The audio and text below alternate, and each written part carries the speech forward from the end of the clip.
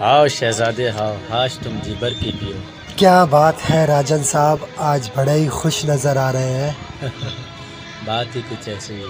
आज मुझे मेरा वारिस मिल गया। वारिस? हमारा बेटा।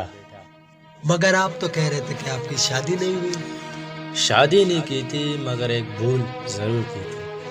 भूल? हाँ, जब मैं तुम्हारी उम्र का था मैंने एक लड़की के साथ प्यार किया था। वो मेरे बच्चे के माँ बनने वाले थे। मैंने उसे बहुत समझाया कि शादी से पहले बच्चे को जन्म मत दो, अबॉर्शन करा दो, मगर वो मेरी बात माने ही नहीं। फिर मैं उसे छोड़कर चला गया। Bad man. अच्छा नहीं किया आपने। क्या करे शहजादे, जवानी का जोश था। और वो बच्चा?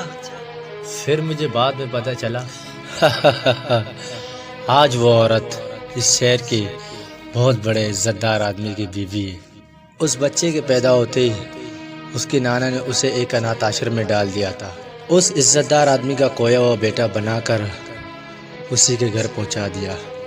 किसकी कहानी सुना रहे हो तुम मुझे? तुम्हारी। खबरदार, जो एक लफ्ज और कहा मैं तुम्हारी आवाज को तुम्हारे सीने में दफन कर दूंगा। मगर ये सच्चाई को कहाँ दफन करोगे? नहीं! झूठ बोलते हो तुम। मैं एक इज्जतदार पुलिस ऑफिसर का बेटा हूँ। खबरदार जो मुझे गंदगी, बदनामी और रुसवाई के ढेरे में खींचने की जुर्रत की। खबरदार जो मेरी देवी समान माँ के ऊपर कीचड़ उछालने की जुर्रत की। यकीन नहीं तो अपनी माँ से जाकर पूछ लो। यानी कि मैं पाप की पैदावार हूँ, नाजायज औलाद हूँ, गंदी नाली का कीड़ा हूँ मैं। मेरा वजूद समाज, दुनिया और सोसाइटी के लिए एक घिनौना पाप है। नबील, तुम ऐसा क्यों सोचते हो? तुम हमारे बेटे हो, तुम मेरे अरबों की जायदाद के अकेले वारिस हो। तूकता हूँ मैं तुम पर और तुम्हारी दौलत पर।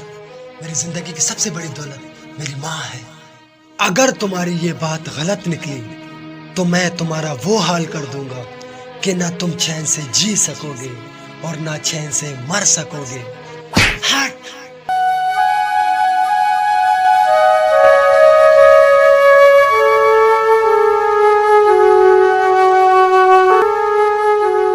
खबरदार, जो एक लफ्ज और कहा मैं तुम्हारी आवाज को तुम्हारे सीने में दफन कर दूंगा। मगर ये सच्चाई को कहाँ दफन करोगे?